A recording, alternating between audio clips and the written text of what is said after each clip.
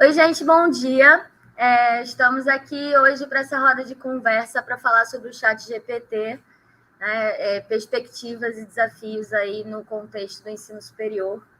Então, a gente vai fazer essa transmissão aqui e também estamos no presencial.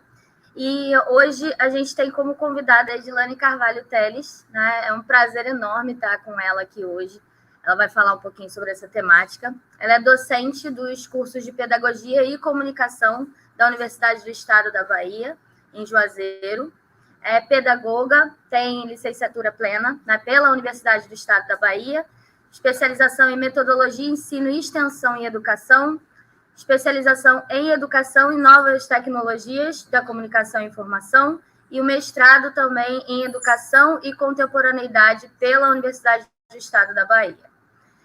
Também tem o mestrado em Tecnologias e Comunicação Multimídia na Universidade de Turim, na Itália, e é doutora pelo Programa de Pós-Graduação em Ciências da Comunicação, da USP. Na área de interfaces sociais da comunicação e na linha de pesquisa de comunicação e educação. Então, ela tem vasta experiência nessa parte de comunicação, nessa parte de ensino superior, e então ela vai trazer essa temática do ChatGPT. Depois da apresentação dela, a gente vai abrir aqui uma roda de conversa, então, para a gente interagir e discutir um pouquinho sobre essa ferramenta aí que está mexendo um pouco com a cabeça das pessoas e como que a gente pode implementar ou não essa ferramenta no ensino. Então, Edilane, se você se sentir à vontade, muito obrigada pela presença, é um prazer estar aqui com você e fique à vontade aí para começar. Ok, muito obrigada, bom dia a todos e todas e todes, é um prazer estar aqui, né? Obrigada, Luísa Ramos, pelo convite, caríssima parceira de trabalho de muitos anos, né? A gente vai e volta, encontra-se ao longo de mais de 20 anos aí já. Então, é um prazer estar aqui com vocês. Como disse a outra Luísa, eu trabalho com essa interface educação e comunicação há bastante tempo, né? E aí preparei para vocês uma pequena apresentação. Eu vou desaparecer para mim, porque como eu estou fazendo a gestão dessa live, eu vou colocar a apresentação, mas eu não vou me ver mais. Então, se alguma coisa acontecer, vocês falem comigo, porque eu vou estar com a gestão da live, tá? E eu geralmente gosto de ficar nos bastidores, porque fazer a gestão da live... Epa, não está aparecendo, né? Espera aí que não está aparecendo. Está aparecendo para vocês? Tá, sim. Mas para mim, não. Acho que você tem que dar o Alt-Tab, né, para mudar o Alt-Tab não vai funcionar porque eu tenho arquivos demais no computador. Aí eu vou fechar um pouquinho aqui as telas. Eu não consigo fechar as telas todas, só minimizar por conta do excesso de trabalho.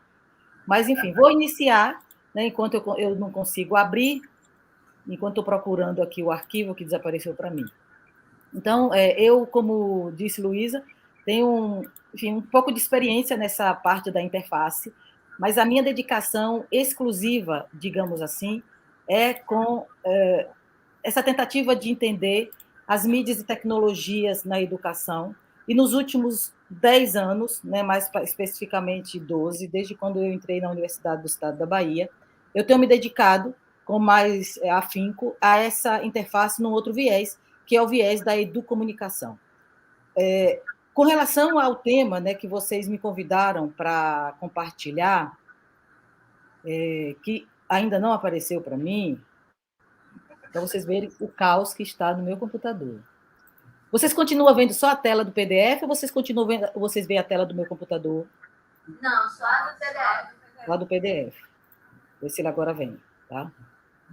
Porque eu baixei muitos PDFs, fiz algumas experimentações, não só com o ChatGPT, mas com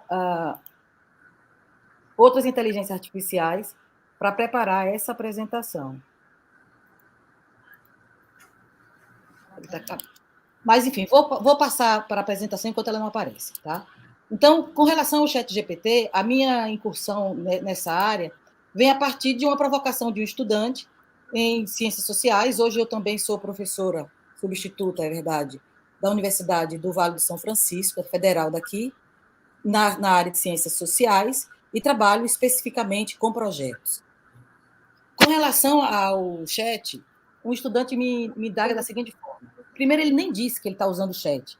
Ele pede para que eu faça um resumo de como organizar um projeto de intervenção social. Eu trabalho com projetos de intervenção social.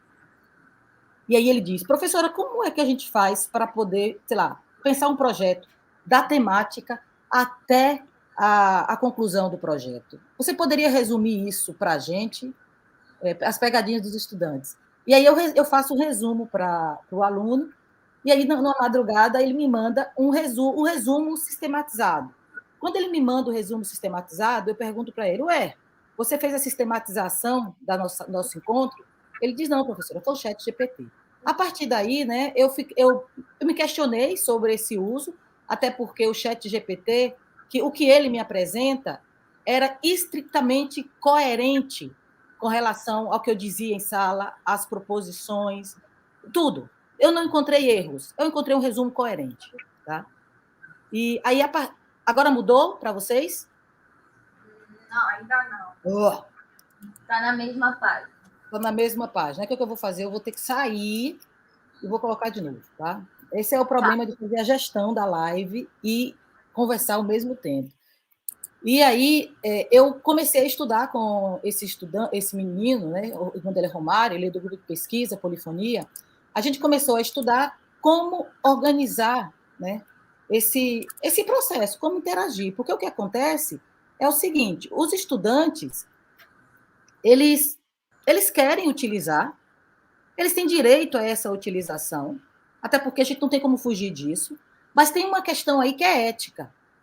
A questão que envolve o chat GPT e o uso das mídias, né, redes sociais, as tecnologias no contexto educacional, ela chegou a um patamar que é ético. O que está acontecendo ao longo dos últimos, eu diria, 20 anos, desde quando eu iniciei o estudo desse processo, eu iniciei, na verdade, há mais de 20 anos, é que a gente foi deixando isso acontecer no âmbito da sociedade, e isso foi acontecendo e se alastrando dentro dos nossos lares. Nós passamos a utilizar isso de forma muito intensiva, e deixamos as nossas crianças, adolescentes e jovens utilizando essas tecnologias e não necessariamente estavam preocupados com o aspecto educacional. Isso tem um impacto. Isso tem um impacto não apenas na aprendizagem, mas tem um impacto também no psique e também nos modos como vamos interagir com essas tecnologias. Nos últimos anos, a gente viu aí algo impactante, que é o que eu trouxe na minha apresentação, né, que não quer aparecer para vocês. Vou abrir de novo. Que não quer aparecer para vocês.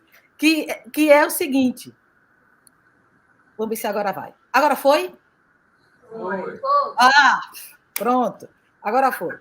Que é o seguinte, que é a desinformação na sociedade digital. E aí, não tem como a gente não refletir que o que está impactando esse avanço fantástico que vem desde os anos 60, digamos assim, mas inicia lá nos anos 40, 50, 60, que a gente não fala de inteligência artificial de hoje, a gente fala de muitas décadas. E aí, ao longo dos anos, a inteligência artificial ela foi sendo aprimorada, sistematizada, referendada, construída e minuciosamente chega a um patamar em que tem um diálogo quase humano. Vamos pegar esse quase que eu falei aí, colocar em negrito, itálico, sublinhado, aspas, porque nunca será humano. A inteligência artificial e as tecnologias são construtos humanos. São elaborações nossas. Como elaborações nossas, não são elas que mandam na humanidade e sociedade. Somos nós que as criamos e mandamos nelas. As tecnologias elas têm que estar a serviço da humanidade. E quando a gente diz a serviço da humanidade, não é com a exclusão de trabalhos, por exemplo, porque alguns trabalhos vão desaparecer, mas é preciso que a sociedade, em especial o Estado, porque nós estamos amparados num Estado, e preferencialmente que seja democrático, que busque o direito a todos por uma educação de qualidade, gratuita. Diante disso, é preciso que alguém pense o que fazer. Já tem algumas políticas acontecendo, não sei se vocês já sabem, depois no final eu compartilho com vocês, que vai ter a semana que vem, de 23 a 27, a Semana Brasileira de Educação Midiática no Brasil. Mas voltando para a questão ética, a gente vivenciou nos últimos anos, em especial nos últimos, vamos dizer, quase 5, né? Mais do que isso, 6, 7 anos, desde 2018, um processo de desinformação muito grande, que a gente encontra nas redes de forma muito difusa, né, em torno de nós, como fake news. Mas não é fake news. Né? O conceito que se pretende discutir é desinformação. Porque a gente está falando de uma construção intencional para desinformar. E desinformar uma sociedade que é digital. Hoje nós temos um uso muito exacerbado das mídias, em especial do smartphone. O Brasil é um dos países que mais utiliza o WhatsApp, por exemplo, e a gente tem utilizado isso para ajuda, mas, ao mesmo tempo, isso rompe com algo que é importante no âmbito não só profissional, mas também acadêmico, que é a questão do tempo. O que é o tempo para cada um de nós?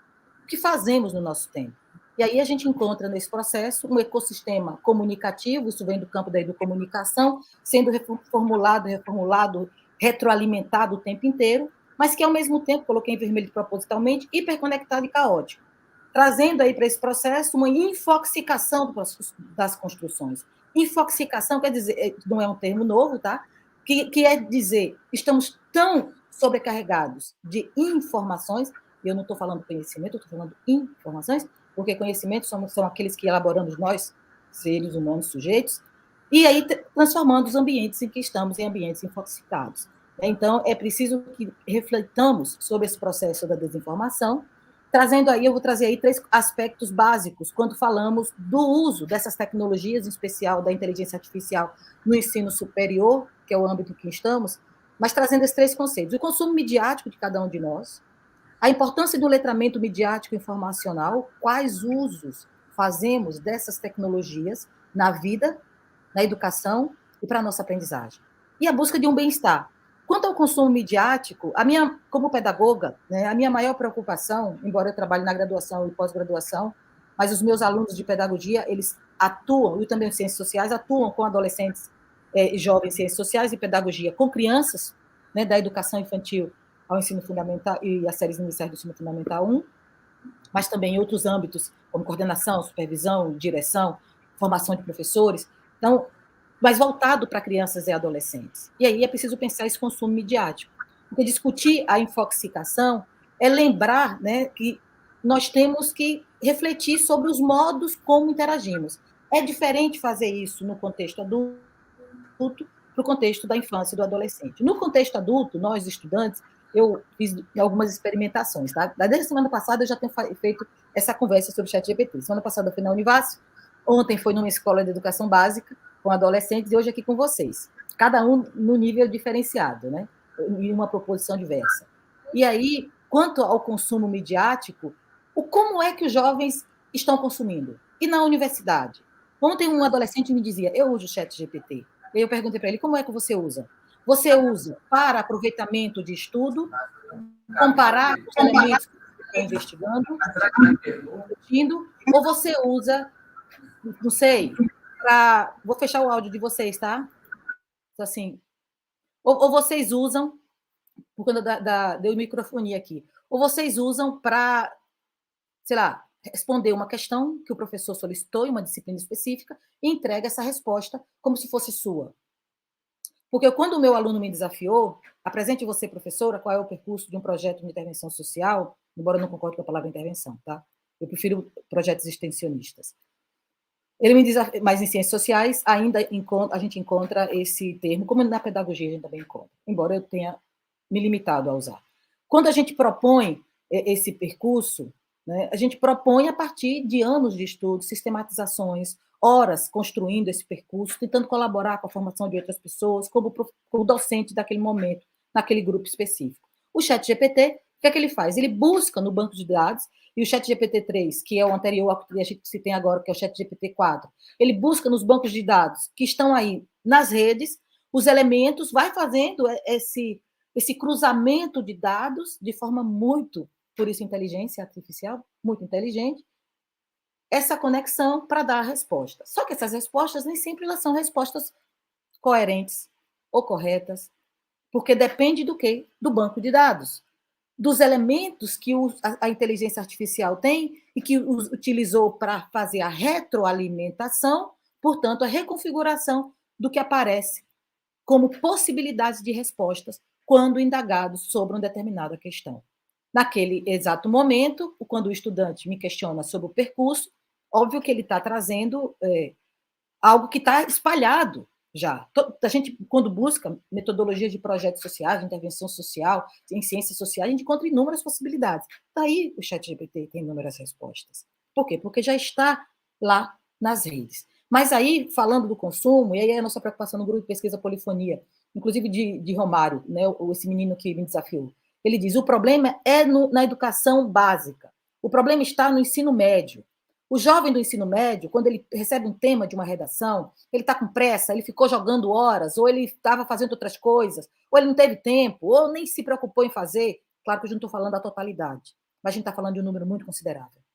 Porque hoje o ensino médio tem a maior evasão na educação no nosso país, muitos jovens sequer voltam, e a pandemia foi determinante para ampliar o fracasso da educação que já existia. E aí, quando ele diz isso, é preocupado com o jovem e com o estudante do ensino médio. Porque aquele que também chega na universidade, e aí eu fiz a experimentação, essas imagens que vocês estão vendo aí, elas foi a inteligência artificial, Gama, que faz slide, que colocou para mim. Mas esses slides que são feinhos, que eu fiz, tá? Eu fiz dentro da minha limitação. Só que tem um outro muito mais bonito, tá? Que eu fiz só dizendo para o ChatGPT o que eu queria. Eu fiz isso em 3 línguas. Eu fiz isso em português, em italiano e em inglês. O mesmo título. Eu coloquei o título o título era sobre desinformação. Eu coloquei o título no Gama, que é a inteligência artificial para fazer apresentação de slides, que se usa, obviamente, os dados ChatGPT e das redes para poder preparar a apresentação. E eu coloquei lá o título e pedi a apresentação de slides em italiano. Veio uma apresentação bastante interessante. Eu encontrei apenas um erro de grafia num artigo, numa frase. O resto, eu diria, interessante e está coerente, e são informações que podem, sim, subsidiar uma discussão. Quanto eu coloquei em português, como é um dado, eu coloquei o mesmo título, tá? Não mudei a língua. Nas 3 línguas, eu coloquei o título em português, para ele me dar a apresentação. Quando eu pedi a apresentação em português, ele veio reduzido, ele veio menos slides, metade do que veio em italiano. Isso quer dizer que, quando ele vasculhou as redes, ele encontrou menos dados para fazer a apresentação. Continuava coerente, mas era muito reducionista, reduzido. E, mais interessante, eu dei o mesmo título, só mudei a língua, ele mudou todo o layout. Um layout bonito preto, outro layout bonito, um tom de pastel, muito bonito. Ou seja, o design muito bonito. Aí a gente fica pensando aí o trabalho do design. Aquele que elaborava os cards, os cartazes, as capas de livros, né? E esse profissional? Vamos refletir sobre isso daqui a pouco. E a terceira, que foi inglês. Obviamente, quando eu falo de desinformação, fake news, redes, a gente sabe que essas elaborações de discussões, elas são mais avançadas lá na América do Norte, também no Reino Unido, né, em especial Inglaterra, algumas universidades de lá têm inúmeros pesquisadores. Nós podemos citar 2 muito importantes no âmbito da educação e sociologia, pensando nas redes sociais. Uma delas, que é Sylvia Livingston, que vai fazer uma pesquisa fantástica com os jovens da educação básica sobre essas interações. E aí a Sônia Livingston vai dizer que é um desafio. Só tem, acho que um artigo publicado dela no Brasil, que é na revista Matrizes, da Universidade de São Paulo. E aí ela vai dizer que é um desafio hoje a gente pensar como lidar com as tecnologias e mídias na formação dos adolescentes e jovens, porque elas estão aí, eles usam de forma irrestrita, muito sem limite algum, com ausência de outras oportunidades formativas. Aí quem está falando é a pedagoga aqui, a ausência de outras oportunidades formativas deixa o jovem e o adolescente muito focado ali. Esse muito focado nos tira oportunidades de aprender de outras formas. E isso, obviamente, vai ter consequências sobre a nossa psique e sobre a nossa aprendizagem, sobre os nossos esquemas cognitivos. E a terceira apresentação, que era muito mais elaborada em inglês, né, me desafiou ainda mais. Ou seja, eu só coloquei, eu não usei a apresentação, não uso, claro, só tenho ela salva no meu computador, e uso como exemplo para os estudantes. Eu não vou, obviamente, colocar um título e trazer uma apresentação, que não fui eu nem que fiz. Ou seja, onde é que está o papel do intelectual? A gente vai utilizar aí para os estudantes da graduação, né? A gente vai utilizar uma elaboração feita por uma inteligência artificial, ou seja, o meu consumo midiático, eu vou ser apenas consumidor ou eu vou ser um produtor? Eu não gosto dessa palavra, né? Producer, talvez, ou criador de conteúdos. O que farei? Então, o que eu vou fazer, na verdade, é promover uma elaboração que é intelectual, que é de pensar, que é de refletir, que é de analisar, ou seja, que é de estudo aprofundado, que é o que a academia faz. Quando a gente entra na universidade, a gente entra na universidade para aprofundamentos de conteúdos, de conhecimentos, escolhendo uma área de atuação futura. Claro que nem todo mundo escolhe isso com consciência e com clareza, até porque a gente escolhe isso aos 18 anos de idade, é muito cedo, né? Mesmo assim, alguns não se encontram, outros abandonam, outros seguem outros caminhos, porque é fundamental que a gente faça escolha. Então, o consumo midiático, ele sim faz parte da nossa vida, mas é importante que a gente faça esse consumo de forma crítica, reflexiva. Daí a importância do letramento midiático informacional, que é conhecer, debater e descrever como eu vou fazer essa apropriação. E detalhe, essa apropriação, ela vai depender dos modos como a gente interage. Porque se eu faço desde cedo, né, muito cedo, essa interação, e eu não tenho nenhum limite ou outras oportunidades, eu vejo isso como um bem, só que isso tem consequências, e as consequências, elas são, em especial, psíquicas. Alguém falou Edilane, não foi? Sim, rapidinho. A gente não está conseguindo ver no YouTube, parece que não está transmitindo. Embora mas está gravando, viu? Espera aí que eu vou mandar outro link para vocês, espera aí. Porque acontece o seguinte, no dia que Luísa falou comigo, eu fiz um link. Quando Luísa disse, vocês disseram para mim que iam fazer por aí, eu apaguei o link. Então, parece que ele não apagou, então. Entendi. Eu vou... Só vai demorar um pouquinho, tá? Porque está muito lento, porque eu estou usando vários programas. Tá certo. Mas está gravando. Tá, sim. Essas pausas, quando vocês editarem, vocês cortam.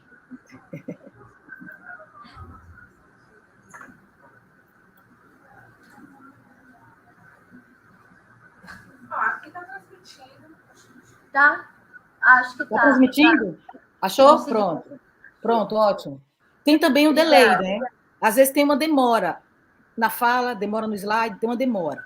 E aí, pensando no letramento midiático, eu vou trazer essa reportagem saiu, né, no início do ano, da revista Nature, em que se definiu regras para o uso dos robôs quanto à transparência no meio científico. Nós somos, na verdade, convidados, é quase uma obrigação. A gente estuda, reflete, pesquisa, mas é preciso publicar as nossas pesquisas.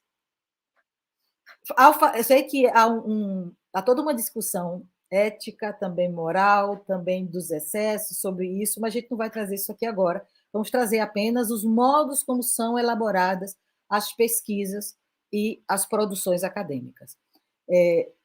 Recentemente, né, eu fiquei sabendo de algumas histórias. Uma que diretamente vieram me consultar, em que, num determinado curso, né, de pós-graduação, o estudante ele usa-se do ChatGPT-4, que é o mais avançado que se tem, para fazer a correção da dissertação. Então, fez-se a dissertação de mestrado, e aí, para corrigir a língua portuguesa, o que a gente faz? A gente tem uma limitação também, né? A gente sempre pede a alguém que olhe, ou pede que alguém revise, né? Ou seja, tem algum erro ainda que eu não consegui identificar, e a gente pede isso.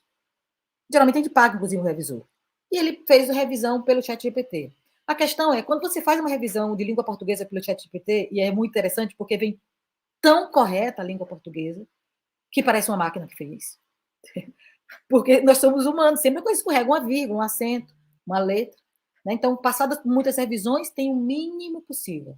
No ChatGPT, o que vai acontecer é que vai vir, obviamente por conta dos dados que estão lá registrados, da língua portuguesa, das regras gramaticais, do uso da vírgula, tudo isso, faz-se uma correção muito acurada. Foi o que aconteceu. A inteligência artificial fez uma correção muito acurada do texto.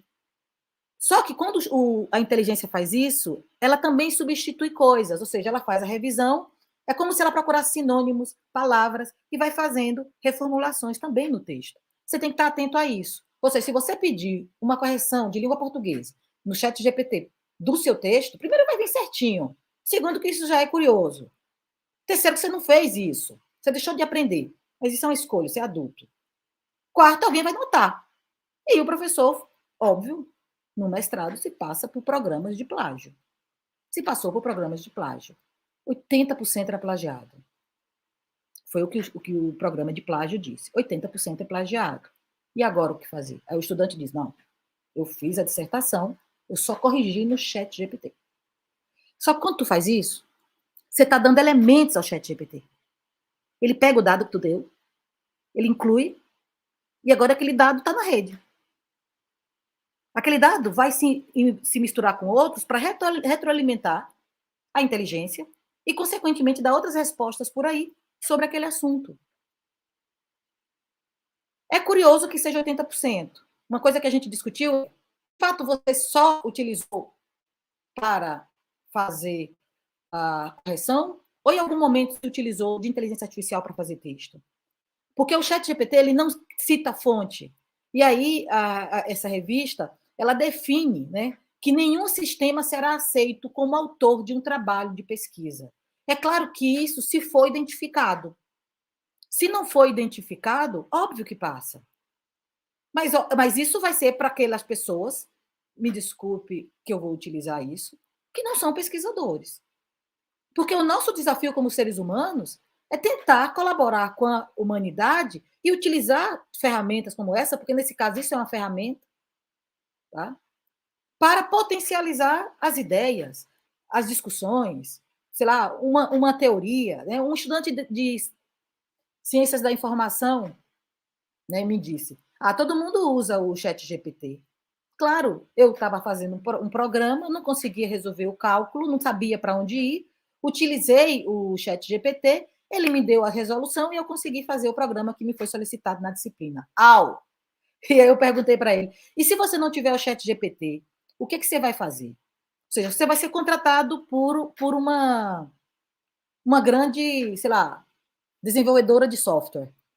Na hora que você vai desenvolver o software, você vai depender do ChatGPT ou você tem elementos criativos suficientes na tua formação e na tua aprendizagem na graduação que te dá elementos para você criar o programa, como, por exemplo, a inteligência artificial, como, por exemplo, o Facebook, como, por exemplo, sei lá, o Twitter, o X, como, por exemplo, os programas que a gente utiliza ou o StreamYard que a gente está utilizando agora.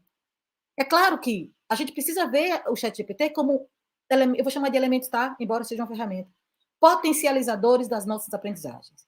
E aí, outro dado, né, dessa revista é que, caso sistemas da inteligência artificial sejam usados em trabalhos de pesquisa, isso precisa estar documentado, ou seja, já está se regulamentando os modos e usos do ChatGPT. Se você usar o ChatGPT ou outra inteligência artificial na elaboração da tua pesquisa, se for publicar nessa revista específica,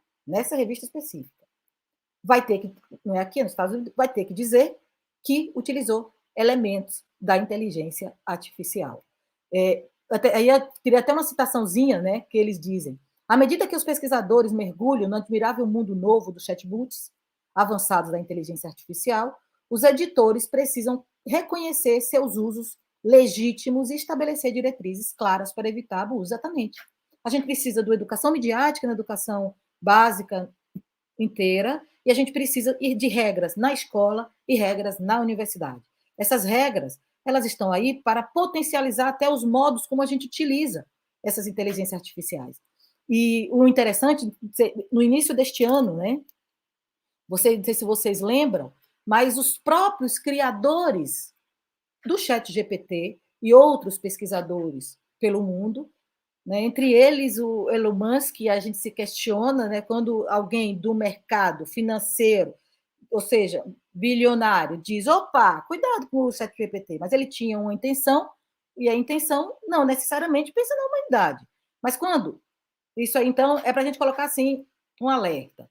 Mas quando uma comunidade muito grande, inclusive os desenvolvedores da inteligência, diz, pausa tudo para refletir os usos, é porque a coisa já estava além do controlável. E, de fato, tá. Quando um adolescente, um menino que falou comigo ontem tem 14, quando um adolescente, ele diz para mim, eu uso ChatGPT, o professor nem sabe o que é. Ele usa ChatGPT. E tu usa para quê? Fazer redação? Para responder as questões? Você usa para estudar? Você usa para quê? E aí eu concordo, né, com esse membro do grupo de pesquisa o Romário, que é preciso que a gente leve experiências para dentro da escola, para dentro da universidade. E aí tem uma professora de São Paulo, né, da ESPM, a Escola de Marketing e Propaganda, né, uma instituição de ensino superior privada muito renomada nessa área. Ela faz uma provocação muito interessante. Ela diz o seguinte: eu quero um texto jornalístico do tema tal, com X palavras. Não pode ser mais, pode ser menos. Eu quero até X palavras. Pode ser menos, mas é até X palavras. Não, eu acho que ela disse que ela queria X. Eu acho que ela botou o número exato. Isso é terrível, porque quando você pede a inteligência, ela não vai dar X palavras. Você vai dizer para ela, a não ser que se elabore outro comando dentro da inteligência artificial para que ela faça isso, né? Então, foi os alunos. Professora, como é que a gente vai dar o texto? O ChatGPT dá o texto, mas ele muda, ou seja, não dá o número de palavras. Se vire, ela se vira, eu quero isso. Se vire. Quando ela diz se vire, ele vai ter que ler o texto muitas vezes, vai ter que cortar, vai ter que rever, até o texto ter coerência e ter X palavras. É um uso inteligente, podemos dizer, porque ele vai ter que colocar aquela proposição que ele pegou no ChatGPT em X palavras, e o ChatGPT não vai fazer isso, ele vai ter que fazer. Agora, o que me preocupa é que todas as informações e dados que estavam ali não foi ele que escreveu. Então, o redator vai desaparecer? Na China já tem um programa de televisão apresentado por uma inteligência artificial, ininterruptamente. Então, a inteligência, tipo aquela boneca do Magalu, né? Ela aparece na tela e apresenta as notícias ininterruptamente, porque não dorme, não descansa, não elabora, só recebe as informações. Ou seja, olha aí a sublocação. Ou seja, quem vai buscar essas informações? As pessoas que vão digitar em algum lugar. Mas subpagas. Não precisa ser bem paga, não é ela que vai apresentar o jornal, não é ela que vai sistematizar, ela só vai alimentar. Qualquer pessoa alimenta, um estagiário alimenta, sem desconsiderar o papel do estagiário, que são muito importantes, uma etapa fundamental para a nossa formação futura. Mas como é que a gente vai lidar isso com o mercado de trabalho? Então, o jornalista, o designer, nós professores temos um desafio gigantesco, que é trazer elementos potencializadores do uso dessas ferramentas. E quando eu digo ferramenta, eu estou dizendo num modo reducionista, porque quando a gente fala tecnologias e mídias, elas não são meras ferramentas, é mais que isso, são construtos humanos, são elaborações humanas, que levaram o entendimento de técnica, a sua gênese em tecne, a um outro nível. Né? Hoje a gente praticamente vive o tempo inteiro como se fosse uma extensão do corpo, como dizia Meshon McLuhan nos anos 60. É uma extensão do corpo. O meio é a mensagem. A gente vive de mensagem. E aí tem uns dados interessantes, a gente conta isso nas redes, tá? Da introdução do ChatGPT já em programas, né? Como Word, Outlook, PowerPoint. Eu falei para vocês, já fiz a apresentação, não usei, tá? E eu acho importante, Edilane Carvalho Teles, alimentar essa coerência ética como pesquisadora, para não utilizar um slide que uma inteligência fez para mim. Que eu possa buscar essas informações, como eu fiz nesses slides, e colando, cortando, pensando, juntando, para que isso também seja um desafio para a minha aprendizagem, e não seja só uma apropriação. E aí, por que é bom? Porque é bom de cálculo, mas é importante que a gente saiba fazer cálculo, então a gente vai deixar de fazer regra de 3, a gente não vai fazer multiplicação, a gente vai desaprender isso. É mais que bilíngue, e isso é incrível. Um professor daqui da Federal, ele estava me dizendo, eu fico enlouquecido quando eu coloco os meus artigos, que eu ficava dias, semanas para traduzir, e ele traduz em segundos, eu só reviso. Mas essas informações vão ficando lá registradas nesse processo de retroalimentação das redes, né? A gente está espalhando. Até porque o que eu estou fazendo aqui agora, vocês estão fazendo aí agora, eu vendo vocês, né? E a gente se vendo, é um processo de espalhar e registrar que a gente está aqui, todo mundo sabe, todo mundo vai mapear, inclusive a própria rede e os metaversos vão mapear a gente, saber que a gente está fazendo isso. Inclusive discutindo e compreendendo, sabendo o que a gente está dizendo. Ou seja, todo mundo sabe o que a gente está fazendo ao mesmo tempo aqui e agora. Se eu parar aqui e for pesquisar alguma coisa diferente, a rede já vai saber o que é que eu estou pesquisando. E vai aparecer para mim, por conta dos algoritmos, o que é que eu estou pesquisando. E vai aparecer para mim muitas coisas. Como é inteligente, sabe o que eu estou fazendo exatamente. Está me seguindo. Né? Está tudo nosso na rede, inclusive os nossos dados bancários. E é importante que a gente saiba qual é o limite ético disso.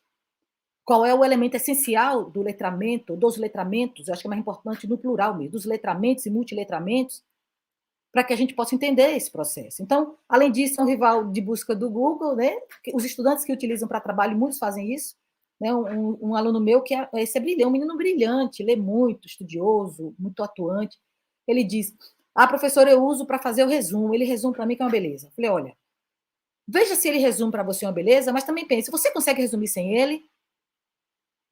Porque uma coisa é você resumir no processo da velocidade. Cuidado, atenção, é veloz demais. A gente precisa dar uma pausa nessa loucura. E eu dou, viu? Eu tenho tentado dar. Embora eu trabalhe com tecnologias há muitos anos, eu tenho tentado dar essa pausa.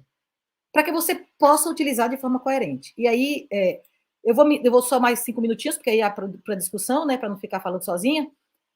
Há uma habilidade de escrita que impressiona, mas ela não é fantástica, tá? Naqueles temas que você encontra de forma muito ampla nos bancos de dados, já na internet. Então, sim, nos seus próprios bancos de dados, a inteligência artificial ela faz isso de fato. Ela faz um texto que é diferente do outro, né? Como eu falei para vocês, eu pedi 3 apresentações de slides. Vieram 3 apresentações de slides diferentes, em 3 línguas diferentes, com textos diferentes. Toda vez que você vai pedindo e você vai acrescentando, né? Porque um X da questão está na pergunta. Se você fizer uma pergunta que ele não entende, ele vai dizer que não entendeu. Quase conversa contigo. Se você vai elaborando a pergunta, ele vai te respondendo. Se ele erra e você diz, essa resposta está errada, ele ainda te pede desculpas. Desculpas. E aí busca no banco de dados. É quase uma Alexa, né? Mas lembra, é programado. É programado e é uma inteligência artificial. Tem um limite. É um construto humano.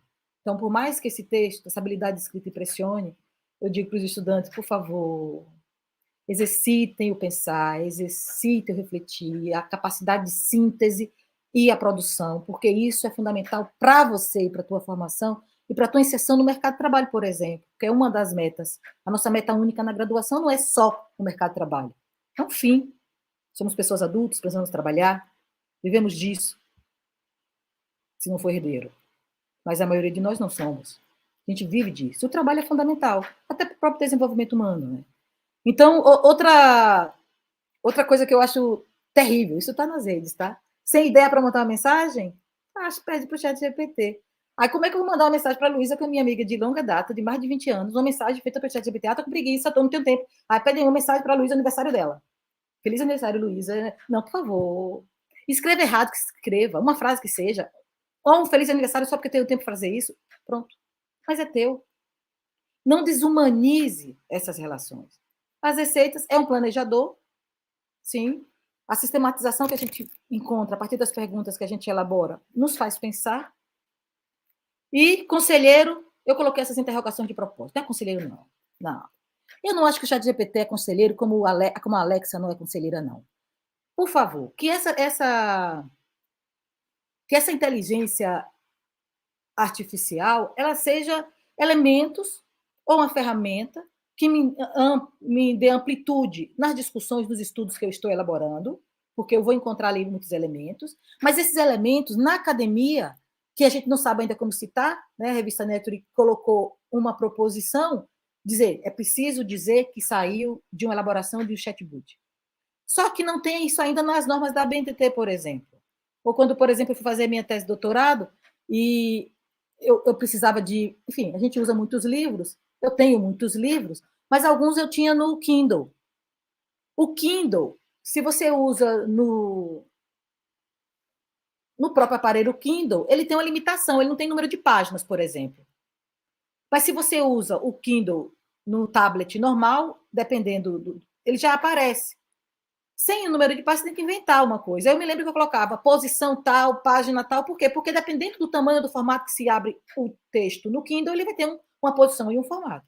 Então, esses modos, né, de dizer de onde você tirou a informação é fundamental, porque a gente está lidando com pesquisa. Quem define os limites? Quem define os limites somos nós. Nós definimos os limites. Esses limites, eles precisam ser definidos pela academia. A universidade, a graduação, né? Esses dias a gente conversava sobre o uso do celular na sala de aula. Tem meu último artigo, né, que ainda está sendo avaliado. Eu fiz sobre literatura digital. Né? Por que literatura digital? A literatura digital é essa que a gente utiliza, né, nos e-books, alguns e-books muito interessantes, em especial da Apple. Tem e-books que tem imagem, que tem som, é muito atrativo, né? Acaba sendo mais atrativo do que deveria, que é diferente do Kindle, né? O Kindle é um elemento assim, preto no branco, como se fosse uma página, para ser menos distração possível, porque a distração estaria ali na obra. Embora eu prefira o papel, mas isso é por conta da idade, né, e das interações ao longo da vida. Mas eu leio muito e-book, muito, em especial nos últimos 8 anos, porque isso passou a ser do nosso cotidiano, né? A gente não encontra as obras, em especial obras internacionais. Facilmente tem que importar é muito caro, mas é possível comprar o e-book em qualquer livraria, inclusive na Amazon, né, ou qualquer livraria do mundo, desde que você tenha um cartão, né, internacional, que o seu cartão possa fazer uma compra internacional, você faz isso. E, de fato, percebam como a tecnologia, a inteligência artificial vem a contribuir com muitas coisas. Teve um dado interessante recentemente na medicina. Eu leio isso eu digo que é interessante, mas eu leio isso com preocupação. Que uma doença específica, não lembro a doença agora qual, ninguém descobria, eu li no jornal italiano, ninguém descobria, e aí o chat GPT alguém colocando as perguntas, fazendo essas conexões, porque a pergunta é o X da questão. A pergunta tem que ir provocando esse buscar dados até encontrar o que se quer. E identificou. Vamos olhar isso com preocupação, né? Identificou porque os dados estavam lá. Há um aligeiramento das formações também. A formação acadêmica ela precisa ser muito cuidadosa. Ela é aprofundada. Quando a gente diz esse monte de livros aqui, aquele livro da biblioteca que a gente vai atrás. E não é 1, 2, 3, 10, 20, 30, 50. Por quê? Porque estamos fazendo uma sistematização de uma cultura que é acadêmica, antiga, a tradicional, a contemporânea, vislumbrando o futuro. Então, que a gente faça isso, tentando construir essas conexões, respeitando o passado, tentando compreender o presente, com abertura ao futuro, sem desconsiderar elementos que ainda achamos importantes, vamos espiar isso aí, ainda achamos importantes, mas que muitos não levam em consideração. Em especial, por isso que eu comecei com desinformação. Em especial, muitos grupos no nosso país, a gente viveu os últimos 4 anos, tirando esse, de pessoas falando em terra plana ou histórias absurdas, né? Ou a defesa da cloroquina, por exemplo, como remédio para a Covid. E ninguém dizia, ó, a ciência está dizendo não, isso não é remédio. E se difunde, as pessoas compram, mas só quem compra isso, óbvio, é quem está preso em bolhas informacionais. Ou seja, não consegue sair dela. E não consegue sair dela por muitas questões, e eu digo sinceramente, quem vai ajudar a gente a sair dessas questões é a psicanálise, é a psiquiatria. Porque a gente chegou a um nível em que coisas absurdas estão aí acontecendo. Por isso, a importância de se regulamentar as redes. Mas cuidado, regulamentar para quem? De que forma? E a liberdade? Mas essa liberdade, ela não ofende, ou ela não deveria ofender. Ela não deveria depreciar. Ela não deveria atacar minorias. Essa liberdade tem que ser uma liberdade respeitosa, baseada numa Constituição Federal. Uma liberdade em que eu respeito o próximo, as crenças do próximo, o jeito do seu próximo, pensando numa ciência que estuda, que fundamenta-se, porque é isso que a gente está fazendo aqui na academia, tentando fazer ciência. E aí, né, trazendo essa notícia, né, há um investimento multibilionário. Por que as empresas, a Microsoft, o Elon Musk e tantos outros, investem bilhões, não é milhão, não, bilhões nas inteligência artificial, especial ChatGPT, né? 10 bilhões. 10 bilhões. Quantas pessoas não deixariam de passar fome com esse dinheiro? Ou basta pensar os remédios agora, lá na faixa de Gaza. Quantas pessoas? Mas não, se investe em inteligência artificial. E aí, eu coloquei em vermelho para destacar, o robô levou diversas escolas e universidades a discutir o método de ensino de aprovação. Esse dado também está nas redes. Várias pessoas, aí as notícias, coloquei abaixo, né, preocupadas, pessoas ligadas à academia, professores, preocupadas com o modo. Por quê? Porque tem algumas ameaças. É disruptor em diversas áreas, educação e criatividade. Né? Luísa, eu me lembro que Luísa, décadas atrás, ela disse, vai chegar um momento que vai ter um chip aqui no nosso braço. Você lembra disso, Lu? Você dizia isso. Vai ter um chip aqui no nosso braço. E tem um professor aqui na universidade, no caso na UNEB, o professor Edmilson Santos Reis, ele diz, vamos jogar uma bomba na escola, porque eu nunca vi nada funcionar. Nada funciona. A educação não funciona. A gente está em 2023 e hoje, mais de 50% das crianças em idade de aprender a ler e escrever, na verdade, o dado chega a ser 51%, não sabe ler e escrever. E isso foi intensificado na pandemia. Aí a gente passou, antes da pandemia, por um processo do PENAIC, lembram? Programa de Alfabetização na Idade Certa. Não resolveu. Aí veio a pandemia, destruiu a educação brasileira, que destruiu. Por que destruiu? A gente está na Bahia. Na Bahia, por exemplo, só para a gente citar um exemplo real, porque isso é documentado, o governo do estado, por um ano, todos os adolescentes e jovens não tiveram uma aula remota. A aula remota iniciou em março de 2022. Se isso não é grave, eu não sei mais o que é grave. Aí, olha só, enquanto que os nossos filhos, a minha filha estuda em escola particular, terminando esse ano agora, 17 anos. Enquanto que os nossos filhos, a gente estava preocupado, como é que eles iam ficar o tempo todo na tela, e o estudo da tela que era difícil, e acompanhar. Eu me lembro que eu e meu marido pegamos todas as atividades porque ela começou a enrolar, né? Minha filha é uma artista, ela enrola. Sempre foi. A habilidade com as mãos, ela é cada vez maior. E aí, a gente teve que sentar com ela, uma menina de 14 anos, ela fez 15 anos na pandemia, hoje ela fez 18 semana passada, em que ela teve que pensar como é que vai seguir essa rotina de estudo, cumprindo esses deveres, quando não tem um professor, o professor está só na tela. A gente teve que aprender. Hoje ela não suporta tela, ela não suporta tela para estudar, ela adora a tela, igual os adolescentes aí, vocês, jovens, usa o tempo todo igual vocês. Mas tem uma decisão que eu digo para ela, essa decisão é inteligente. Ela diz, não vou fazer a redação pelo chat GPT, porque na hora do Enem, o chat GPT não vai estar lá. Exatamente. Então, essa tua decisão é muito inteligente, porque você sabe que você é que tem que saber isso, é você que tem que construir isso, porque ali é um dado que pode te ajudar a pensar. E aí, só para a gente ir concluindo, né, é uma tentação porque dá as respostas, traduz o texto, sistematiza, mas dá também respostas erradas. Agora, no Intercom é um dos mais importantes congressos nacionais, já acontece há mais de 46 anos, sobre comunicação, e tem o GP de Educação, de Comunicação e Educação, do qual eu faço parte. E aí o professor Adilson Citelli, né, foi meu orientador no doutorado. Ele é muito atual, contemporâneo. Né? Ele fez uma pesquisa, já saiu nos anais, eu posso mandar para vocês lerem. E o da professora lá da ESPM também. O meu não foi sobre o ChatGPT, não. E aí ele diz, eu fui conversar com os adolescentes, ele conversou com um grupo com filhos de amigos deles, da faixa de 17, 18 anos. E aí ele conversou sobre o Olavo Bilac. Conta a história, quem foi, da obra. E aí ele diz, agora eu quero que vocês usem o ChatGPT e vejam aí para mim, que quem sabe usar é a juventude, não o senhor. Nós temos dificuldade. Eu tenho 50, eu tenho dificuldade. E aí, eles sabem usar mais. Eles sabem a pergunta, como chegar e buscando. É um processo mesmo engenhoso. E aí, eles já tinham ouvido do professor quem era Olavo Bilac. Bilac, tá? Eu falei. Quais obras? Influências? Ele é da literatura, né? Quando os meninos foram para o ChatGPT, vieram informações que eles foram comparar com o que o professor tinha dito. As informações não batiam.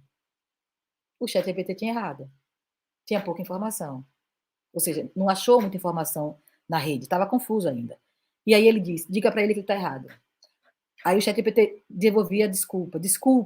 Só que quando o professor dizia, você está errado, o professor acrescentava, mas não foi aqui, não foi ali, isso daqui? Ah, é verdade. Ou seja, é como se alguém tivesse pegando as informações e ir construindo com você essa resposta do que seria a coerência textual. Né? Então, além do copiar e colar, que já existe antes da inteligência artificial, Quando eu era professora de educação básica, eu me lembro que eu era professora de informática, da sala de informática, as crianças, quando vinham com os trabalhos pesquisados de casa, já tinha internet naquela época, mesmo com o computador amarelo que a gente tinha que pensar, não, vocês não podem trazer o trabalho da internet e imprimir, vocês têm que ler, fazer uma síntese e apresentar a fonte, aonde foi que vocês encontraram, e se essa informação ela é coerente.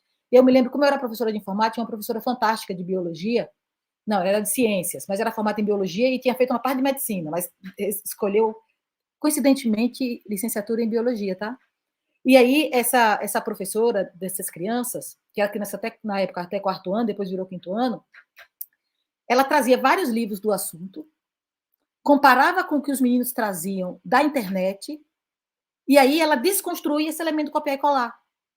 Porque, às vezes, não tem fonte, não tem coerência, é superficial, é limitado. O que está ali é construído por nós. Então, tem muito material bom, como também não tem. Tem uma preocupação com o algoritmo, né, da alteração dos entendimentos e relacionamentos com o mundo, em especial quanto a gente fala de desinformação, e aí nos torna cada vez mais sofisticado do ponto de vista técnico-cultural, mas também limitados do ponto neurocognitivo. Tem estava vendo se o livro estava aqui. Tá. Tem uma bomba, eu chamo de bomba, porque ele chega, é como se fosse quase um punho no nosso estômago, que é esse livro aqui, A Fábrica de Cretinos Digitais, de Michel Dermouget. Ele traz umas informações assim dramáticas. Eu digo dramáticas porque, para quem é pai, mãe, professor, é preciso pensar o que a gente está fazendo com a nossa juventude. Ele traz uns dados numéricos. Ele é um neurocientista francês. A pesquisa anterior dele a essa, que a gente encontra nas redes, não de forma muito livre, tá? Encontra nas redes de forma fechada, ainda em francês, foi sobre televisão, os usos da televisão e como os usos da televisão impactam nas aprendizagens, né, naquilo que a gente está chamando do ponto de vista neurocognitivo de crianças, jovens, adolescentes e adultos. E aí depois ele vai fazer essa pesquisa, que é gigantesca, porque ele faz um levantamento de tudo que está sendo dito no mundo e traz coisas que a gente não quer ouvir. O título já é terrível, né? A Fábrica de Cretinos Digitais. Os perigos das telas para as nossas crianças. Saíram algumas entrevistas e artigos deles no jornal El País, né, nos últimos 3, 4 anos, e nessas entrevistas, assim como nessa obra, ele está dizendo que os jovens estão tanto tempo diante das telas que eles estão perdendo oportunidades de aprender. E aí, num levantamento feito, se pergunta aos gurus da Silicon Valley, ou seja, aos criadores de tudo isso que a gente utiliza, inclusive a inteligência artificial, se os filhos deles utilizam as redes, as tecnologias, como utiliza a maioria das pessoas. E aí o que ele apresenta é que os pais escolhem escolas da pedagogia Waldorf para colocar os filhos sem tecnologias, e eles mesmos dizem, ou seja, os trabalhadores do Vale do Silício, eles mesmos dizem que é importante que os filhos tenham outras oportunidades, música, livros, cálculo, antes da tecnologia. Olha o dado como é dramático. De 2 a 8 anos de idade, o tempo de uso é de 2 horas e 45 minutos. Eu falei 2 a 8 anos de idade. Isso é diário, tá?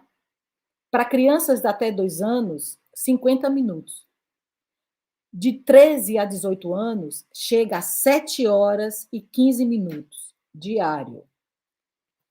Ao final de um ano, isso totaliza mais de 1.000 horas para um aluno, uma criança da pré-escola, que é 1,4 mês só nas telas, 1.700 horas para um estudante do ensino do nível fundamental, 2,4 meses, 2.650 horas para alunos do ensino médio, 3,7 meses, ele para aqui, ele não inclui vocês, e expresso em fração de tempo diário de vigília, isso resulta, respectivamente, em 20%, 32% e 45%.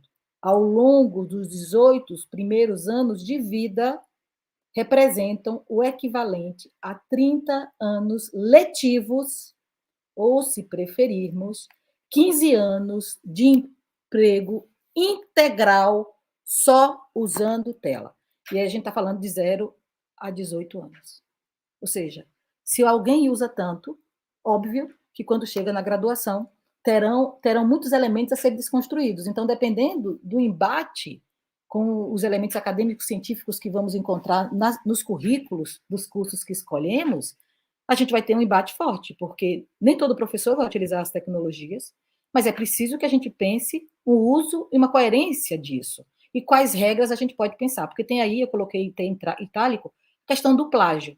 O ChatGPT não cita a fonte. Então, aquele dado que eu falei para vocês, pediu para corrigir a língua portuguesa. Ok, ele corrigiu. No momento que ele corrigiu, ele alterou algumas palavras. Você não percebeu. O texto ficou bom, coerente, ó, certinho da língua portuguesa. Isso foi buscado em algum lugar. O ChatGPT não inventa isso. Ele tem dos bancos de dados. Quando ele coloca, óbvio que o texto é único, não tem outro igual, mas pode ter expressões colhidas em outros lugares. E isso pode sim, isso tem uma questão de plágio muito séria, é preciso pensar. Então, é preciso que a gente cite as fontes. Eu coloquei as 2 fontes em que eu trago isso, e aí, para a gente finalizar, como é que a gente vai mensurar as nossas aprendizagens? A gente não vai conseguir mais mensurar as nossas aprendizagens. Uma pergunta para vocês. Como vocês identificam que estão aprendendo? Como é que a gente aprende?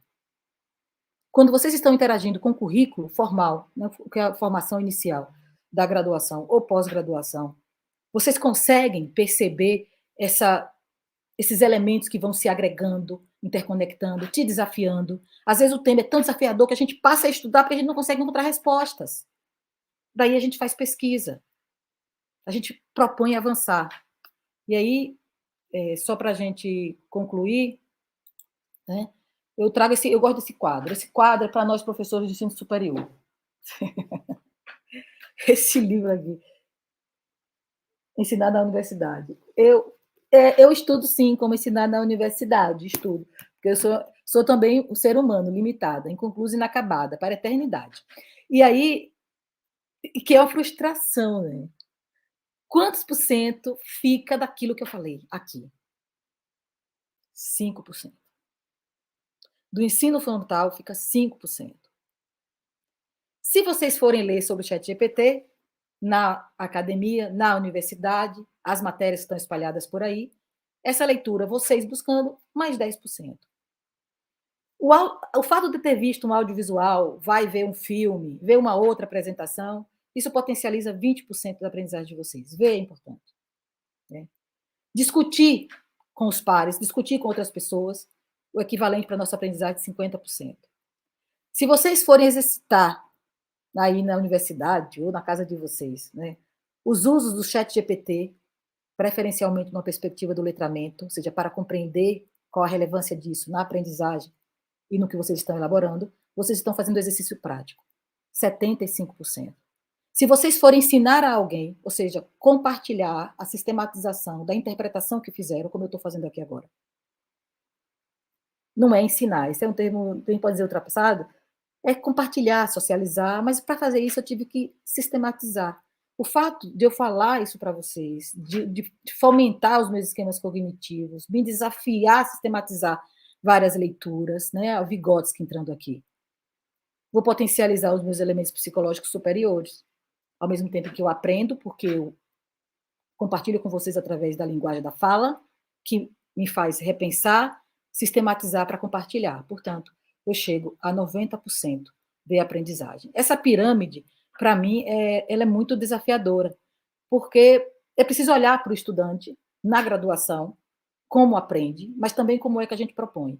Eu, sinceramente, penso que o do 50% para cá é o que a gente tem que experimentar muito, porque se a gente não utiliza, a gente vai chegar a um momento em que não compreendemos os usos, não só do ChatGPT, e vamos continuar colocando à margem as tecnologias e mídias. Então, eu paro por aqui essa minha exposição, para que vocês possam falar. Estou falando praticamente há 59 minutos, é muito tempo, mas já compartilho com vocês que a semana que vem, de 23, eu considero isso importante, tá? Por isso que eu vou compartilhar.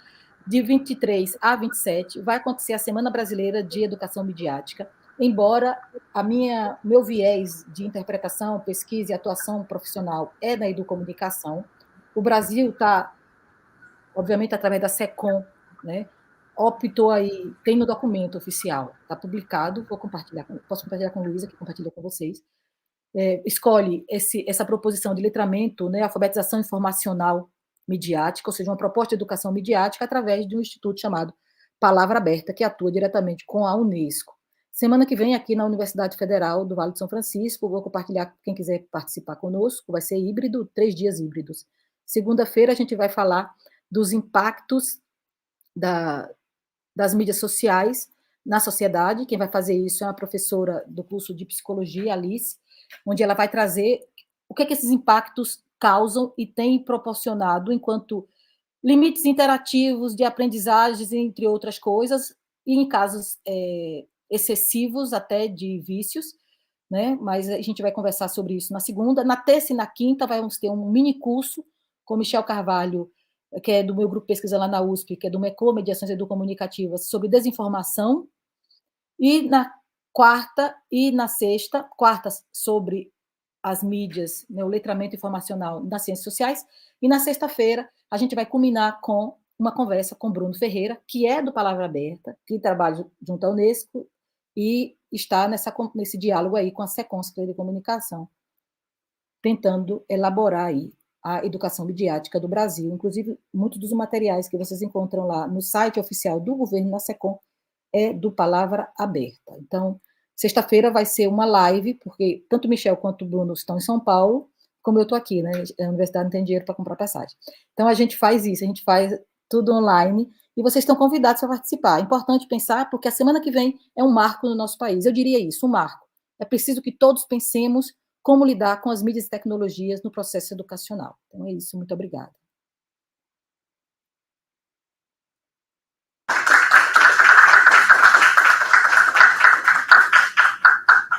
Edilane, muito obrigada pela sua explanação, foi bem bacana. Eu tô aqui atrás, né? Você está vendo aí o pessoal. E aí, gente, alguém tem alguma contribuição, algum comentário, alguma pergunta a fazer? Acho que é interessante essa interação agora. A gente tem 20 minutinhos aí para isso. E enquanto vocês pensam, acho que a gente pode pensar no sentido da educação no ensino superior, né? No ensino superior, se a gente pensar, se de alguma forma a gente consegue usar estrategicamente, né, do ponto de vista didático, o ChatGPT e essas inteligências artificiais a nosso favor, assim, né? Então, uma estratégia para didática. O que vocês acham? Como é que vocês veem isso? Também, Edilane, se quiser compartilhar mais um pouquinho do que você pensa. Como é que a gente pode usar dessa ferramenta de maneira estratégica no contexto do ensino superior? Alguém quer responder? Se você deixar, eu vou falar a manhã toda. Mas alguém quer trazer uma pergunta, uma colaboração? A gente pode fazer bloco de 3, se vocês quiserem. Edilane, você escuta? Sim. Então, na verdade, a gente fica preocupado, né? Você fala da questão do psicológico, né? Dos impactos também na psique. E eu fico imaginando essas crianças que serão um dia jovens, que serão também adultas, que já estão sendo, de certa forma, né, trabalhadas a partir desse psique, socialmente, culturalmente, e no processo de escolarização. Partindo disso, é algo que a gente não tem como negar, ou seja, faz parte do nosso cotidiano, está conosco, e a gente não tem como dizer, não, passam X. Até as experiências mais recentes de tirar celular em escola, elas voltaram atrás, né? Porque culturalmente, socialmente, também foi solicitado para que se soubesse trabalhar com celular na escola e não que se recusasse. Eu vejo um pouco essa questão do GPT, num tempo outro, que nós tivemos também o telefone, o celular, né? Tira celular, proíbe celular em sala, mas me parece que a situação do GPT é bem mais agravante, né?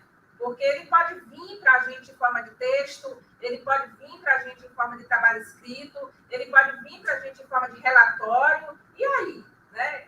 Então, eu fico pensando entre nega, recusa, ou traz para perto e vamos trabalhar estrategicamente positivamente. De que forma? E aí eu queria ouvir um pouquinho você nesse sentido.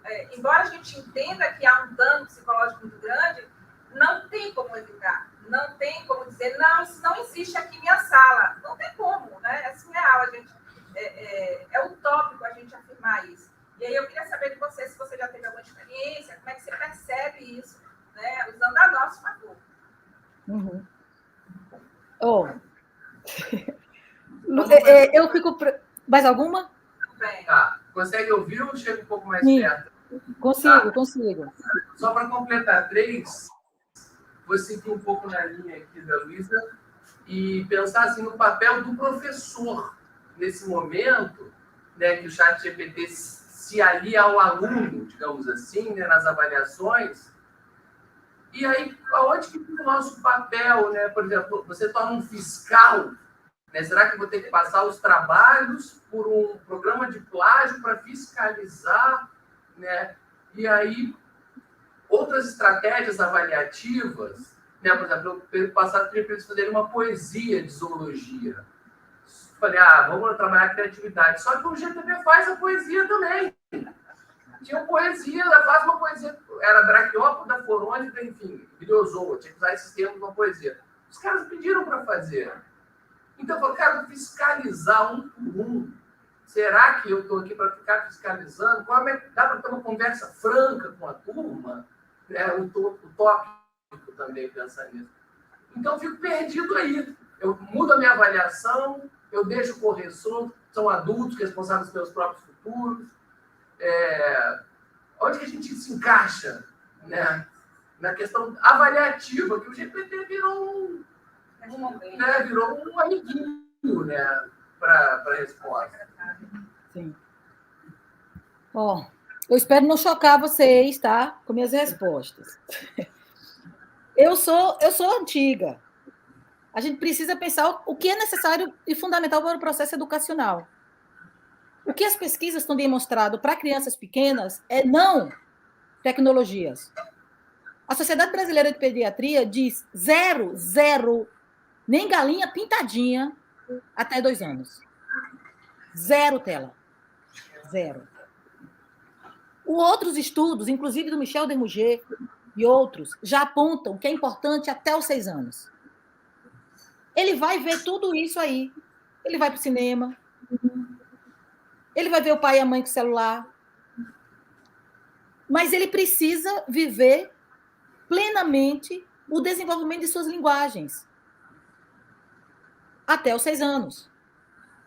Depois, quanto tempo, né?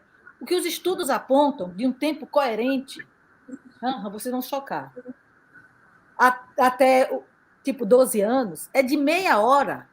No máximo estourou 1 hora.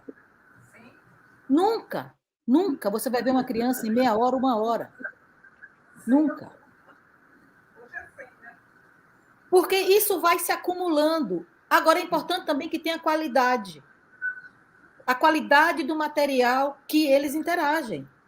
E, sinceramente, se você deixa seu filho, ou a gente deixa nossos filhos nas telas, o Facebook é velho, né? A gente é velho, tá vendo? O YouTube, que se usa o tempo inteiro, o WhatsApp, o TikTok, é como se a gente pegasse ele pelas mãos e largasse lá no meio da Avenida Paulista. Sozinho. No meio da noite. Abandonou. Vai ver de tudo. Porque a gente tem que se preocupar o que é que a gente está oferecendo às crianças. Se a gente coloca... É verdade que tem os filtros, né? Você pode colocar limites nos filtros, do YouTube, no próprio computador, do celular. Esses filtros existem, não é censura, é filtro. A criança não pode assistir tudo, ter acesso a tudo. Ela vai tendo no processo. Agora ela precisa ter acesso a coisas de qualidade. Então, aqui em casa, as crianças sempre brincaram muito, né? Eu me lembro que chegou um menino de 5 anos, eles disse, qual é a senha do Wi-Fi? Eu falei, aqui em casa não tem. Mentira que tem. Vai brincar, tem 5 anos. Eu fiquei pensando, que mulher doida. Não cuida do filho, deixa na internet aos 5 anos. A Sônia Kramer, nos anos 90, olha como a gente está indo passado, ela dizia que a TV era babá eletrônica. Depois a gente transferiu isso para o computador. Hoje nem TV, tem muita gente que nem TV tem. Porque é tudo na tela do smartphone. E a minha preocupação é que é mais para as crianças menores. Então, eu estou otimista quando o país, né, define que é necessário uma educação midiática. É claro que o governo, quando olha essa proposição, ele está muito preocupado com o que aconteceu nas últimas eleições, de muita fake news, de coisas absurdas, que a gente nem acredita que as pessoas acreditam, né? É possível alguém acreditar nessa bobagem? As pessoas acreditam nessas bobagens. Então, está pensando na desinformação. Mas que bom que está pensando na desinformação. Agora, a regulamentação das redes, ela não pode privilegiar as grandes indústrias das mídias. Elas precisam pensar isso de forma mais democrática, as mídias, inclusive as alternativas, nesse processo. E é claro que regulamentar não quer dizer proibir. Regulamentar quer dizer definir baseado numa coerência que é da Constituição Federal, que é educacional, com estudos contundentes, por que esse uso e por que dessa forma. Porque o laboratório de informática, e como é que a gente vai utilizar? Se vai ter o celular ou não vai ter o celular? Então, essas regras, além de ter uma proposta, a educação midiática, no caso da semana que vem, está vindo com uma política pública nacional, tá? É a formulação de uma política pública nacional. Foi aberta uma consulta no Brasil inteiro, ficou aberto, escrevia quem quisesse. A partir dessa consulta, se buscou lá os elementos que colocaram e sistematizaram o documento. O documento ficou curtinho, ficou pequenininho, eu penso que falta muita coisa, não sei se... Enfim, é muito curtinho. Mesmo assim, muito curtinho é importante. Mas achei importante. Teve consulta nacional. Não sei quem sistematizou o documento, mas eu espero que a sistematização seja baseada nessa consulta, o que já denota aí um pouco de coerência quanto a um país democrático. A outra coisa é que, chegando isso nas escolas, é preciso formar os professores. Essa formação de professores tem que chegar aos pais. Porque os pais veem os filhos tranquilos no celular e dizem, que legal que meu filho está em casa. Só que você não sabe o que ele está vendo. Você tem que saber. O que os orientadores, né, dos adolescentes dizem aos pais é que ele precisa saber o que é que o filho acessa. Qual rede? Como? Com quem conversa? O escândalo dos últimos meses, que se vocês viram do Discord, que tinha um grupo de jovens, eu confesso que eu fiquei triste, em que são inúmeras comunidades. Tem comunidade de literatura, comunidade para discutir games, comunidades para criar games, comunidades para discutir filosofia. E, dentre essas comunidades, uma comunidade que servia para violar pessoas e adolescentes. Então, era violação sexual, era mutilação do corpo, e eles usavam isso para ameaçar. Quando a polícia prendeu, mais no Rio de Janeiro, São Paulo, né? Quando a polícia prendeu, tinha de adolescente até 19 anos. Eu confesso que isso, para mim, é um luto interno. Eu sou uma mãe da menina de 17 anos. O avô, a avó, o pai e a mãe estavam vendo seus filhos no computador, achando que eles estavam jogando, que eles estavam se divertindo. E eles estavam assediando, violando, fazendo estupro virtual, quando não era estupro de fato. Teve uma cena que foi, assim, para não ver, né? De fato, acontecendo. E todo mundo na comunidade ali vendo. Precisou a polícia fazer um mapeamento para a denúncia e chegar, e eu digo com tristeza, chegar a adolescentes e jovens. Isso não quer dizer que a tecnologia é danosa, é nociva. A sociedade tem esses problemas. E esses problemas são potencializados com o uso exacerbado dos acessos. Os acessos com coerência, com cuidado, com atenção. É quando a gente diz, né? Diz para o nosso filho, não coloca o dedo na tomada. Ele sabe que se vai colocar o dedo na tomada, ele vai levar um choque. Ele não precisa levar o choque para poder saber que vai levar o choque se botar o dedo na tomada. Não, ele tem que ter pela consciência, pelo entendimento de que ele não vai colocar. Ou quando, por exemplo, já aconteceu comigo, né? De alguém mandar para minha filha alguém se cortando. Eu falei, olha, quando alguém faz isso, minha filha, tem duas coisas acontecendo aí no mínimo. Um, ele está pedindo socorro. Ele está pedindo socorro. Dois, isso é um assédio perigoso com você. Isso é violento. Nunca mais dialoga. E aí fui conversar com a escola, porque era alguém ligada à escola, na época. Eu era pequena, tinha uns 12 anos. Ou seja, você tem que ver. É claro que, é como o professor diz, né? Você é quase um fiscal, não é fiscal. No caso, na família, nós somos acompanhantes. E na escola? Na escola, a gente tem um currículo a seguir. Na universidade, a gente tem um currículo a seguir. E aí, Luísa e o professor que falou, né? Eu, sinceramente, penso que nem todo professor, eu digo isso para os professores, precisa usar a inteligência artificial. Você não é obrigada. O professor tem que saber bem o seu conteúdo. Tem gente que vai usar e tem gente que não vai usar. Agora, as regras têm que estar claras, né? Eu tenho uma caríssima amiga aqui na UNEB, em que ela diz, na minha aula, celular, não. Eu sou de comunicação, trabalho com fotografia, faz edição de fotos. Eles fazem tudo isso. Por que não? Ela diz, presta atenção, compreenda. Depois que você precisa usar o celular, sai e usa. E usa lá fora, vai lá, é urgente, vai e usa. Agora a gente está no momento de estudo. Se é um momento de estudo, centra. Se não consegue centrar, sai, você é um adulto. Agora não atrapalhe o processo. Eu digo para os meus alunos, um ano atrás tinha um que não levava caderno nunca, não anotava nada. Eu falei, poxa vida, nada do que eu digo é digno de nota. Você não anota nada. Aí eu explico para eles, professor, que quando a gente não anota nada, quando a gente não sistematiza nada, quando a gente não busca pensar uma coerência daquilo que a gente ouve, daquilo que a gente está estudando, a gente corre o risco de deixar essas coisas esfumarem, né? Bem Wittgenstein. As ideias esfumam e a gente não consegue mais alcançá-las. Então, se a gente anota, sistematiza, busca, isso requer atenção. E para atenção eu vou ter que anotar. Aí o que eu dizia para ele, não, traz o caderno. Ele levou o caderno todo amarelo, bem amassado, tipo assim, estava há anos e não andava, anota. Eu digo, anota, nem que seja uma frase. Pode ser que não mude o comportamento dele. Mas pelo menos aquilo chama a atenção. Porque chama a atenção. E aí eu não concordo que a gente tem que ser fiscal, não, mas penso que as regras têm que estar claras. Ou seja, se alguém está apresentando um trabalho, como eu trabalho com projetos, os alunos falam o tempo inteiro, né? Eu sou aquela que escuto a maior parte do tempo para depois orientar. Então, o outro está falando, você não quer ouvir, então sai. É uma questão de respeito, né? É uma questão de educação. É quase uma finesse. Então, você tem que respeitar. A pessoa está falando, apresentando trabalho. Mas você vai dizer, ouvir. Você vai ter que sair, sai. Vai ter que fazer uma coisa rápida, faz. Isso é normal do cotidiano da gente. Mas, naquele momento, eu estou ouvindo, como vocês estão me ouvindo aí, olhando para mim. Estão prestando atenção no que eu estou falando. Precisa falar? Fala. Você sair? Sai. Mas, naquele momento, minha atenção está voltada para um tópico específico. Não vamos nos tornar fiscais, mas vamos nos tornar orientadores. Como é que a gente aprende? Vamos experimentar. Eu também acho que a gente tem que experimentar. Eu gosto da experimentação.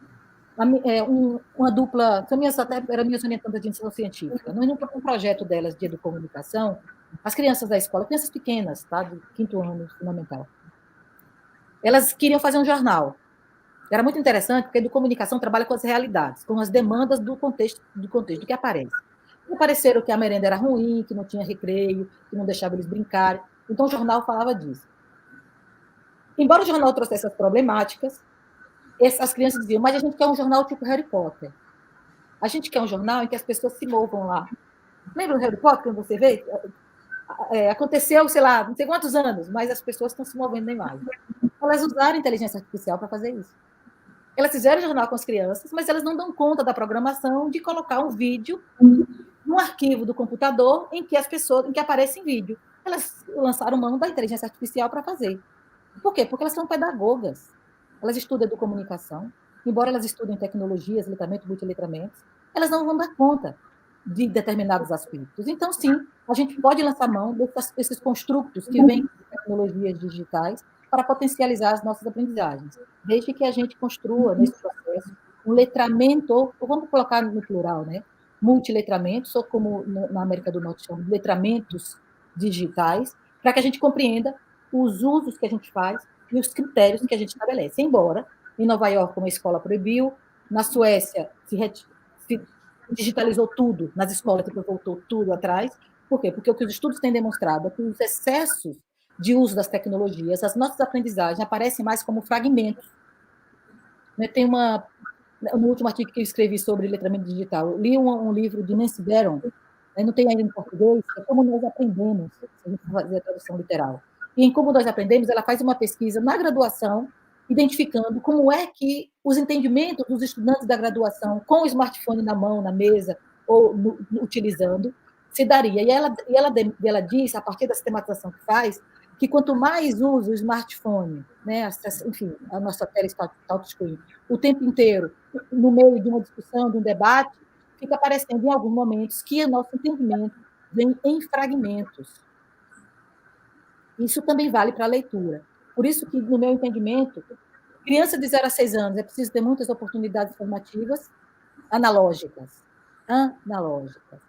A partir do 7, é preciso, pode-se pensar dessa interação, até porque, sim, né, a gente pode, eles não vão ficar... O cinema é incrível.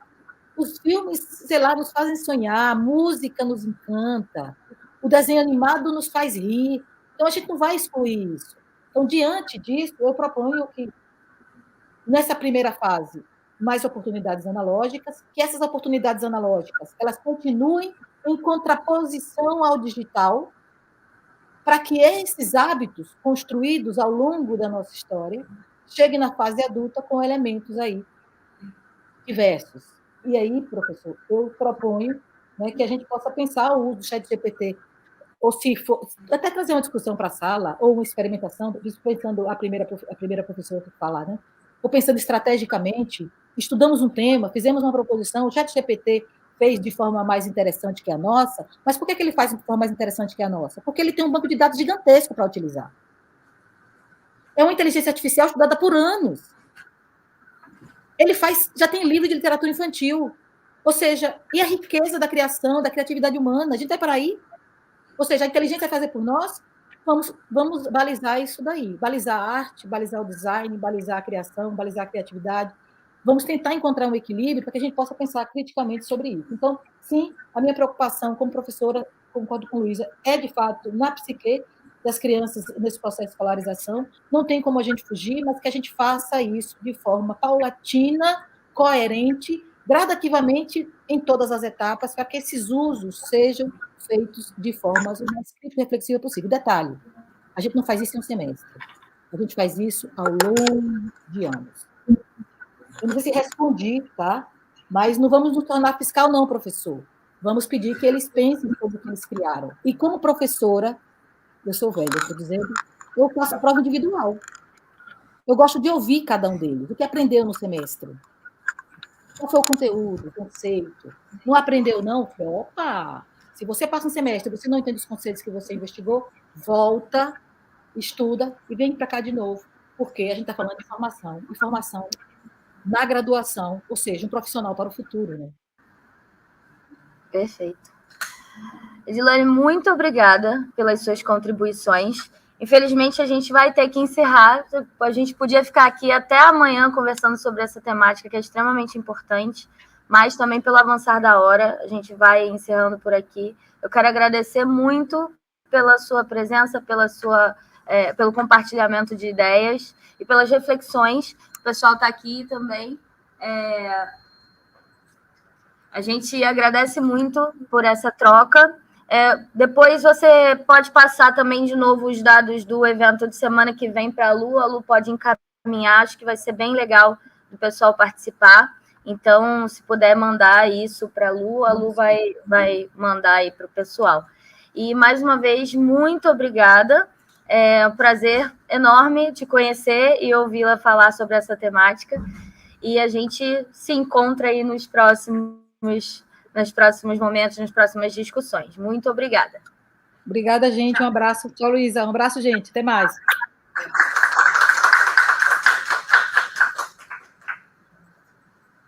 E termina.